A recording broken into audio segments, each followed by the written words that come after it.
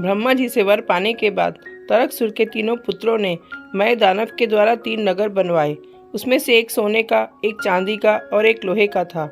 ये नगर आकाश में इधर उधर घूम सकते थे। इसमें बड़े बड़े भवन थे, बाग और सड़कें थीं। करोड़ों दानव इसमें निवास करते थे।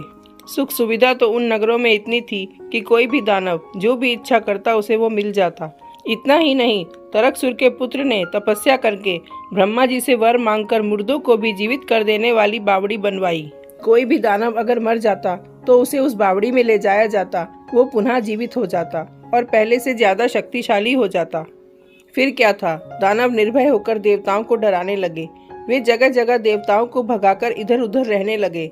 वे मर्यादाहीन दानव देवताओं के उद्यानों को तहस नहस कर देते और ऋषियों के पवित्र आश्रमों को भी नष्ट कर देते। इनके अत्याचारों से चारों तरफ हाहाकार मच गया।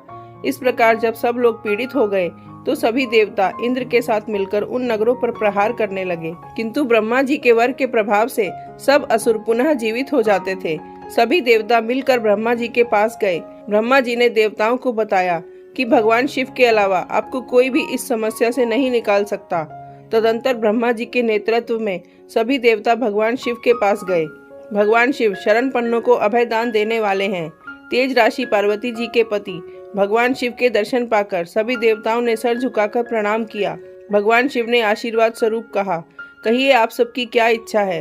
भगवान शिव की आज्ञा पाकर देवताओं ने भगवान शिव की स्तुति की और कहा कि हम मन, वाणी और कर्म से आपकी शरण में हैं, आप हम पर कृपा करें। भगवान शिव ने प्रसन्न होकर कहा, आप सब भय रहित होकर कहिए, मैं आपका क्या कार्य करूं। इस प्रकार जब महादेव जी ने देवताओं को अभय दान दे दिया, तब ब्रह्मा जी ने हाथ जोड़कर कहा, सर्वेश्वर, आपकी कृपा से प्रजापति के पद पर प्रतिष्ठित होकर मैंने दानवों को एक वर दे दिया है, जिससे उन्होंने सब मर्यादाओं को तोड़ दिया। आपके सिवा उनका कोई वध नहीं कर सकता।